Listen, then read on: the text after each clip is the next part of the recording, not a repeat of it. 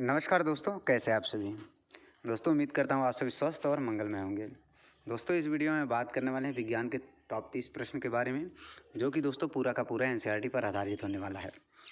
दोस्तों ये वीडियो सभी के लिए इंपॉर्टेंट होने वाला है। जो भी स्टूडेंट किसी भी एग्ज़ाम की तैयारी कर रहा हो, चाहे वो दोस्तों एसएससी का कोई एग्ज़ाम हो, चाहे दोस्तों रेलवे का कोई भी एग्ज़ाम हो, railway group D, NTPC technician या फिर लोको पायलट जे कोई भी एग्ज़ाम हो, उन सभी में बहुत ही इंपॉर्टेंट होने वाला है। तो दोस्तों बने रहेगा वीडियो के अंत तक। वीडियो को लाइक करके चैनल को सब्सक्राइब जरूर कर दीजिएगा। चलिए क्वेश्चंस को शुरू करते हैं। पहला क्वेश्चन है दोस्तों, बहुत इंपॉर्टेंट क्वेश्चन है। पहला ही क्वेश्चन वेरी इंपॉर्टेंट क्वेश्चन है। कार्बोनिक अम्ल का रासायनिक सूत्र क्या है। दोस्तों रासायनिक सूत्र से दोस्तों लगभग ये क्वेश्चन हर शिफ्ट में पूछा जाता है, सभी एग्ज़ाम में। रेलवे का कोई एग्ज़ाम हो, एसएससी का कोई एग्ज़ाम हो, रासायनिक सूत्र से ये क्वेश्चन पूछा ही जाता है। तो दोस्तों इन चारों ऑप्शंस के बारे में बात कर लेंगे। H2CO3 को क्या बोला जाता है। H2CO3 को बोला जाता है कार्बोनिक अम्ल। कार्बोनिक अम्ल,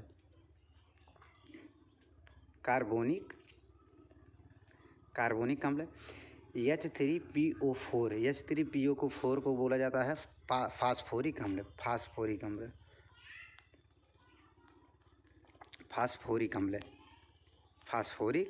अम्ल।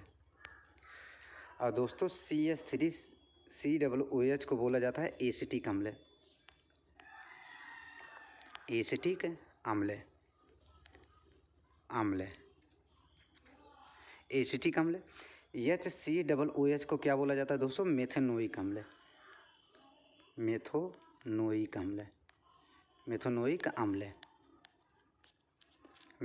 अम्ल। ये दोस्तों चारों याद रखिएगा। H2CO3 को बोला जाता है कार्बोनिक अम्ल। H3PO4 को बोला जाता है दोस्तों फास्फोरिक अम्ल।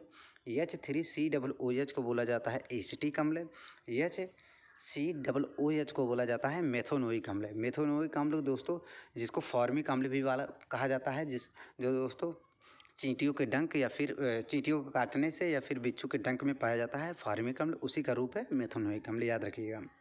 और सारे अम्ल होते हैं, जैसे दोस्तों सांद्र सल्फ्यूरिक अम्ल H2SO4 का उसका सूत्र होता है। हाइड्रोक्लोरिक अम्ल HCl होता है उसका सूत्र। नाइट्रिक अम्ल HNO3 होता है उसका सूत्र। ये सभी दोस्तों याद रखिएगा, बहुत इंपॉर्टेंट है। अगला क्वेश्चन है पोटेशियम हाइड्रोक्साइड का रासायनिक सूत्र क्या है। दोस्तों जितना भी ऑक्साइड वाले ग्रुप क्या होते हैं, ये क्षारीय ग्रुप से होते हैं। क्षारीय ग्रुप होते हैं। इनका विलयन कैसा होता है दोस्तों, क्षारीय होता है। और दोस्तों अम्ल वाले का दोस्तों जैसे मान लीजिए सल्फ्यूरिक अम्ल है, एसिडिक अम्ल, कार्बोनिक अम्ल है, फास्फोरिक अम्ल है, और दोस्तों अम्लीय ग्रुप के होते हैं। तो ये ऑक्साइड वाले सभी के सभी जो दिया है ऑप्शन में, ये सभी दोस्तों क्या हैं, ऑक्साइड वाले हैं, मतलब क्षारीय ग्रुप से हैं। तो पोटेशियम हाइड्रोक्साइड के बारे में पूछा है, तो पोटेशियम हाइड्रोक्साइड हो जाए दोस्तों पहला number KHO। Option number A इसका सही आंसर हो जाएगा। ये हो जाएगा पोटेशियम हाइड्रोक्साइड। या NH4OH का होता है ammonium hydroxide. Ammonium hydroxide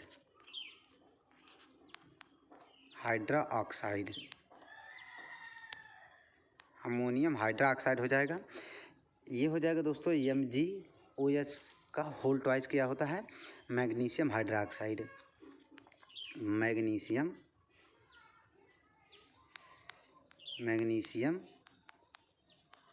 magnesium hydroxide. ये हो जाएगा दोस्तों CaOH का होल ट्वाइस कैल्शियम हाइड्रोक्साइड। ये दोस्तों साथ ही हमने क्वेश्चन इसलिए अटैच किया है ताकि आप लोगों को दोस्तों 8 से 10 क्वेश्चंस ये फार्मूला सहित आपको याद हो जाए और उन सभी का नाम भी आप लोगों को पता रहे, क्योंकि दोस्तों ये रेलवे में बहुत बार पूछा जाता है। तो हो जाएगा दोस्तों पोटेशियम हाइड्रोक्साइड का सूत्र हो जाएगा KOH। अमोनियम हाइड्रोक्साइड का हो जाएगा NH4OH। मैग्नीशियम हाइड्रोक्साइड का हो जाएगा दोस्तों MgOH का होल ट्वाइस। और कैल्शियम हाइड्रोक्साइड का हो जाएगा CaOH का होल ट्वाइस। ये चारों दोस्तों याद कर लीजिएगा, बहुत इंपॉर्टेंट है। अगला क्वेश्चन है निम्नलिखित में से किस तंत्र से एल्वियोली संबंधित है। एल्वियोली कहाँ पाया जाता है दोस्तों, तो हो जाएगा लंग्स में पाया जाता है। लंग्स में बहुत छोटा छिद्र होता है, आखिरी में जाके ब्रोंकियल के पास होता है एल्वियोली। तो ये किस तंत्र से हो जाएगा? ये हो जाएगा श्वसन तंत्र से। श्वसन तंत्र से ऑप्शन नंबर ए इसका सही आंसर हो जाएगा, श्वसन तंत्र से। श्वसन तंत्र से। अगला क्वेश्चन है, नवजात शिशुओं में श्वसन दर प्रति मिनट होता है। नवजात शिशु होता है जिसमें श्वसन दर कितना होता है दोस्तों? श्वसन दर की बात करें, अगर दोस्तों वयस्क मनुष्य की बात करें, वयस्क मनुष्य की बात करें तो इनका हो जाएगा 12 से 15 बार, 12 से 15 हो जाएगा पर मिनट। वयस्क मनुष्य का कितना होता है? वयस्क मनुष्य का 12 से 15 पर मिनट, 12 से 15 पर मिनट होता है। ये होता है वयस्क मनुष्य का। अगर दोस्तों नवजात शिशुओं की बात करें तो हो जाएगा बहुत ज़्यादा होता है, 32 बार। ऑप्शन नंबर सी इसका सही आंसर हो जाएगा, 32 बार। 32 बार। अगर दोस्तों नवजात शिशुओं में हड्डी की संख्या पूछे, हड्डियों की संख्या कितना हो जाएगा? टोटल हो जाएगा लगभग 300। और वयस्क मनुष्य में तो आप लोगों को पता होगा 206, वयस्क मनुष्य में 206 होता है और नवजात शिशु में होता है 300। दोस्तों अगर कंटेंट अच्छा लग रहा है तो वीडियो को लाइक करके चैनल को सब्सक्राइब करना मत भूलिएगा। अगला क्वेश्चन है, यदि किसी तार के व्यास को आधा कर दिया जाए तो तार में प्रवाहित धारा का मान कितना होगा? यदि किसी तार के व्यास को आधा कर दिया जाए तो तार में प्रवाहित धारा का मान कितना होता है? तो इसका आंसर हो जाएगा दोस्तों, धारा का मान अगर आई की पूछेंगे तो ये टोटल और टोटल रो ए एल, मतलब दोस्तों ये एरिया वाले पे डिपेंड करेगा। तो सॉरी रो ए एल है, एरिया पे डिपेंड करेगा। लेंथ से कोई लेना देना नहीं है इसमें, क्योंकि लेंथ के बारे में बात नहीं किया है। रेजिस्टिविटी से कोई लेना देना नहीं है। तो एक भी बात करेंगे तो ए का मान हो जाएगा π/4 इंटू डी स्क्वायर। अगर दोस्तों व्यास को आधा करेंगे तो ये हो जाएगा d/2 का स्क्वायर, मतलब दोस्तों 1/4। π/4 भी सेम रहेगा दोस्तों, तो हो जाएगा d/4, मतलब 1/4 हो जाएगा। ऑप्शन नंबर बी इसका सही आंसर हो जाएगा, 1/4। ऑप्शन नंबर बी इसका सही आंसर हो जाएगा। अगला क्वेश्चन है, ध्वनि तरंग की आवृत्ति किस में व्यक्त किया जाता है? ध्वनि तरंग की जो आवृत्ति होती है किस में व्यक्त किया जाता है? तो इसका आंसर हो जाएगा दोस्तों मीटर पर सेकेंड में, मीटर प्रति सेकेंड में। वैसे दोस्तों ध्वनि की आवृत्ति का मात्रक क्या होता है? हर्ट्ज, हर्ट्ज होता है, ये भी याद रखिएगा। आवृत्ति का मात्रक जो होता है वो हर्ट्ज होता है, याद रखिएगा। और दोस्तों ध्वनि की स्पीड की बात करें, चाल की बात करें, मैक्सिमम किस में होता है? तो मैक्सिमम की बात करें, अगर मैक्सिमम हो जाएगा दोस्तों ठोस में, ठोस में मैक्सिमम होता है। और किस में होता है दोस्तों? किस में होता है? एल्युमिनियम में। एल्युमिनियम में सबसे ज़्यादा होता है, ठोस में एल्युमिनियम में। और कितना होता है? 6420 मीटर पर सेकेंड, 6420 मीटर पर सेकेंड होता है। ये सभी फैक्ट आप लोग याद रखिएगा। अगला क्वेश्चन है, श्वसन कैसी क्रिया है? श्वसन कैसी क्रिया है? आसान क्वेश्चन है दोस्तों, ये ऑक्सीकरण अपक्रिया है, ऑक्सीकरण अपक्रिया है। श्वसन कैसी अपक्रिया है? ऑक्सीकरण अपक्रिया है। अगर बात है श्वसन की बात करें दोस्तों अगर श्वसन की बात करें तो श्वसन में कितने परसेंट ऑक्सीजन हम इनहेल करते हैं, कितने परसेंट ऑक्सीजन हम लेते हैं? तो हो जाएगा दोस्तों 21%। और कितना छोड़ते हैं? अगर दोस्तों छोड़ने की बात करें, कितना छोड़ते हैं दोस्तों कितना? तो हो जाएगा दोस्तों 16 से 17%, 16 से 17% ऑक्सीजन छोड़ते हैं। और बाकी दोस्तों इसके साथ अन्य भी वेस्ट निकलता है, जैसे कार्बन डाइऑक्साइड निकलता है, अमोनियम गैस निकलती है, हीलियम गैस निकलता है, नाइट्रोजन निकलता है, बहुत सारे निकलते हैं। बाकी दोस्तों अगर ऑक्सीजन लेते हैं 21% और छोड़ते हैं ऑक्सीजन, दोस्तों छोड़ने के समय ऑक्सीजन कितना निकलता है? 16 से 17%, याद रखिएगा। अगला क्वेश्चन है, निम्नलिखित में से कौन सा तत्व दांतों से संबंधित है? दांतों से संबंधित है कौन सा तत्व? ये हो जाएगा दोस्तों fluorine, fluorine. Option number C इसका सही आंसर हो जाएगा, फ्लोरीन। फ्लोरीन अगर वो दोस्तों बहुत ज़्यादा फ्लोराइड की मात्रा बढ़ जाती है तो दांतों में कैविटी लगना शुरू हो जाता है, कैविटी लगना शुरू हो जाता है। और दोस्तों एक चीज़ और, अगर मुंह का पीएच मान कितना से कम होने लगता है तो दोस्तों दांतों में सड़न शुरू हो जाता है। तो पीएच मान 5.5 से अगर कम होने लगता है तो भी दांतों में सड़न शुरू हो जाता है, याद रखिएगा, बहुत इंपॉर्टेंट है ये। मुंह का पीएच मान दोस्तों रेलवे में हमेशा पूछता है, लगभग हर शिफ्ट में पूछता है ये क्वेश्चन। रेलवे ग्रुप डी 2025 में दोस्तों कम से कम 15 से 20 शिफ्ट में ये क्वेश्चन आया है, बहुत बार रिपीट होता है। इसको याद रखिएगा, मुंह का पीएच मान 5.5 होता है, तब जाते दांतों में सड़न होना शुरू हो जाता है। आम्ल वर्षा का पीएच मान दोस्तों 5.6 होता है। इन दोनों में कन्फ्यूजन होता है, याद रखिएगा। अगला क्वेश्चन है, यदि किसी उत्तल लेंस की फोकल लंबाई एफ मतलब 50 सेंटीमीटर है, तो लेंस की क्षमता मतलब लेंस का क्षमता क्या होगा, पी का मान पूछा है, तो पी बराबर होता है दोस्तों 1/f। एफ को हमेशा दोस्तों मीटर में रखा जाता है, याद रखिएगा। एम को हमेशा पी मीटर में रखा जाता है, तो 1/50 मीटर में कन्वर्ट करने के लिए 100 से डिवाइड करेंगे, ये 100 दोस्तों ऊपर चला जाएगा, तो 100/50 हो जाएगा, मतलब 2। और डी पावर का मात्रक होता है, दोस्तों लेंस की क्षमता का मात्रक होता है डायोप्टर। ऑप्शन नंबर सी इसका सही आंसर हो जाएगा, डायोप्टर। दोस्तों लाइक और सब्सक्राइब करना मत भूलिएगा। अगला क्वेश्चन है, पेनिसिलिन की खोज किसने किया था? बहुत ही इंपॉर्टेंट क्वेश्चन है दोस्तों। पेनिसिलिन की खोज किसने किया था? तो ये हो जाएंगे दोस्तों अलेक्जेंडर फ्लेमिंग। दोस्तों अलेक्जेंडर फ्लेमिंग ने पेनिसिलिन की खोज किया था। सोरेनसन ने किसका खोज किया था दोस्तों? ये हो जाएगा पीएच पैमाने का खोज किसने किया था? सोरेनसन ने, याद रखिएगा। पीएच पैमाने का सोरेनसन ने खोज किया था। अब बैटिंग तथा वेस्ट ने किसका खोज किया था? इंसुलिन का खोज किसने किया था? बैटिंग तथा वेस्ट ने। अब विलियम हार्वे ने दोस्तों रक्त परिसंचरण तंत्र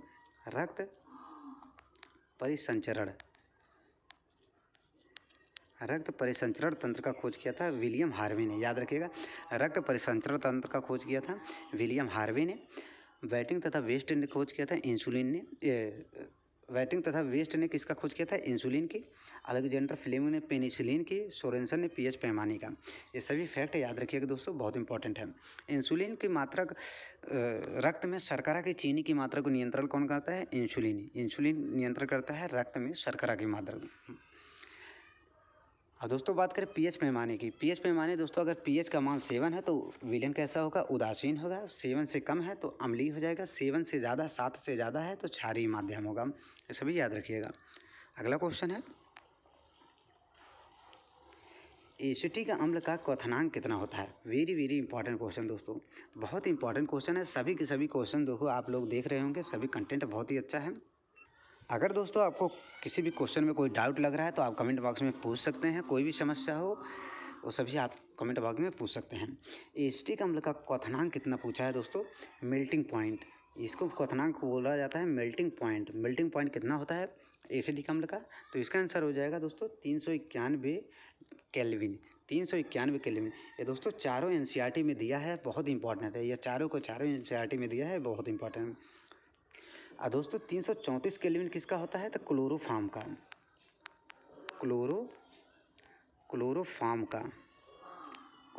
का होता है 334 डिग्री केल्विन। 351 डिग्री केल्विन किसका होता है? एथेनॉल का होता है 351 डिग्री केल्विन। 111 डिग्री केल्विन किसका होता है? मेथेन का। ये सभी दोस्तों याद रखिएगा। 391 डिग्री केल्विन होता है एसिटिक अम्ल का। 334 डिग्री केल्विन होता है 334 केल्विन होता है क्लोरोफॉर्म का। 351 केल्विन होता है एथेनॉल का। 111 केल्विन होता है मीथेन का। ये चारों बहुत इंपॉर्टेंट है दोस्तों। इस चारों को आप लोग नोट कर लीजिएगा। एनसीईआरटी में ये 4 के बारे में ही पूछा गया है, मेल्टिंग पॉइंट और दोस्तों बॉइलिंग पॉइंट, गलनांक और क्वथनांक। ये दोस्तों चारों क्वथनांक है। गलनांक आप लोग कहिएगा तो हम अगले वीडियो में आप लोगों को दे देंगे। अगला क्वेश्चन है, जीभ के किस भाग से खट्टे स्वाद का पहचान होता है? जीभ के किस भाग से खट्टे स्वाद का पहचान होता है? तो इसका आंसर हो जाएगा दोस्तों किनारे के भाग से। ऑप्शन नंबर सी सही हो जाएगा, किनारे के भाग से। अगर दोस्तों पक्ष भाग से पूछे, पक्ष भाग से पिछले वाले भाग से क्या होगा? तो हो जाएगा दोस्तों कड़वापन का स्वाद किससे पता चलता है? पक्ष भाग से, पिछले भाग से कड़वापन का स्वाद पता चलता है। अगला क्वेश्चन है, मल्टीमीटर में होता है। दोस्तों मल्टीमीटर किस लिए यूज होता है? तो मल्टीमीटर में दोस्तों आप करंट भी माप सकते हैं, ओम मीटर भी माप सकते हैं, वोल्ट मीटर भी होता है। इसका आंसर हो जाएगा दोस्तों ऑप्शन नंबर डी। मल्टीमीटर से दोस्तों आप करंट भी माप सकते हैं, विभवांतर भी माप सकते हैं, और दोस्तों कितना उसमें रेजिस्टेंस है, प्रतिरोध कितना है वो भी माप सकते हैं। इन सभी को माप सकते हैं मल्टीमीटर। ऑप्शन नंबर डी इसका सही आंसर हो जाएगा। अगला क्वेश्चन है, आहार नली में स्टार्च के पाचन में अंतिम उत्पाद क्या होता है? आहार नली में स्टार्च के पाचन में अंतिम उत्पाद क्या होता है? तो इसका आंसर हो जाएगा दोस्तों ग्लूकोज। आहार नली में स्टार्च के पाचन में अंतिम उत्पाद क्या होता है? ग्लूकोज। ऑप्शन नंबर बी इसका सही आंसर हो जाएगा ग्लूकोज। ग्लूकोज इसका सही आंसर हो जाएगा। अच्छा दोस्तों, जब हम भोजन ग्रहण करते हैं, कोई मनुष्य जो भोजन ग्रहण करता है तो स्टार्च के रूप में लेता है। स्टार्च के रूप में लेता है। स्टार्च को माल्टोज में कौन तोड़ता है? माल्टोज में कौन तोड़ता है? तो ये हो जाएगा दोस्तों एमाइलेज नामक एंजाइम। एमाइलेज नामक एंजाइम तोड़ता है स्टार्च को माल्टोज में। ये दोस्तों बहुत इंपॉर्टेंट है। कभी कभी पूछता है दोस्तों, भोजन के पाचन में अंतिम उत्पाद क्या होता है? भोजन के पाचन में अंतिम उत्पाद क्या होता है? तो कभी कभी ऑप्शन दिया रहता है माल्टोज। ग्लूकोज नहीं रहता है, माल्टोज रहता है, तो माल्टोज उसका आंसर हो जाएगा। और दोस्तों कार्बोहाइड्रेट की बात करें तो दोस्तों तत्काल एनर्जी के तुरंत अगर खिलाड़ियों को तुरंत एनर्जी देने के लिए कार्बोहाइड्रेट दिया जाता है। अगर दोस्तों शरीर में तुरंत एनर्जी हमको चाहिए तत्काल में, तो क्या दिया जाता है? तो हो जाएगा दोस्तों कार्बोहाइड्रेट। याद रखिएगा कार्बोहाइड्रेट। दोस्तों वीडियो को लाइक करके चैनल को सब्सक्राइब करना मत भूलिएगा। अगला क्वेश्चन है, किस विटामिन को अपनी सक्रियता के लिए कोबाल्ट की आवश्यकता होती है? बहुत इंपॉर्टेंट क्वेश्चन है दोस्तों। किस विटामिन को अपनी सक्रिय होने के लिए कोबाल्ट की आवश्यकता होती है? कोबाल्ट का होता है CO होता है। याद रखिएगा रासायनिक चिन्ह CO होता है। तो इसका आंसर हो जाएगा दोस्तों विटामिन B12 को। ऑप्शन नंबर बी इसका सही आंसर हो जाएगा विटामिन B12। विटामिन B12 इसका सही आंसर हो जाएगा। अगर दोस्तों बात करें विटामिन B12 को क्या बोला जाता है? साइनो कोबालिन।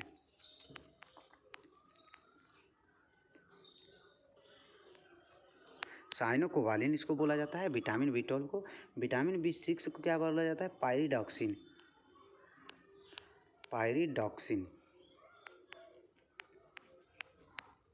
पायरिडॉक्सिन बोला जाता है। पायरिडॉक्सिन विटामिन B6 को बोला जाता है पायरिडॉक्सिन। और विटामिन C को आप लोग जानते ही होंगे क्या बोला जाता है? एस्कॉर्बिक अम्ल। विटामिन C को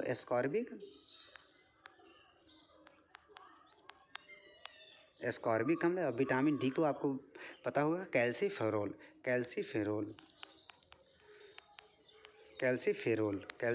बोला जाता है विटामिन D को।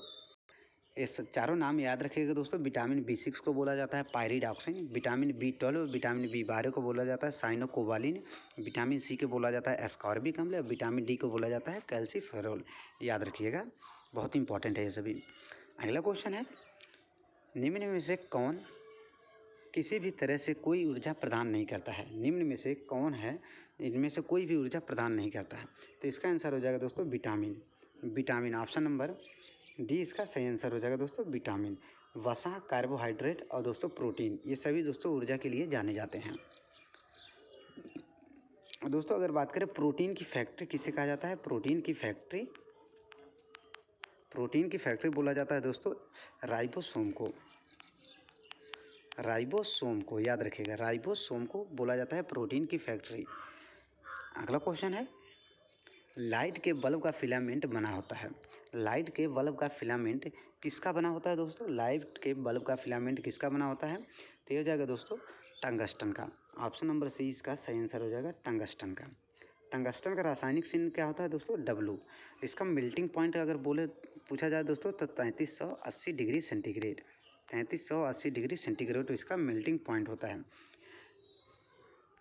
दोस्तों बस आज के लिए इतना ही। उम्मीद करता हूँ दोस्तों वीडियो पसंद आया हो। वीडियो पसंद आया तो दोस्तों वीडियो को लाइक कीजिएगा और चैनल को सब्सक्राइब जरूर कर लीजिएगा।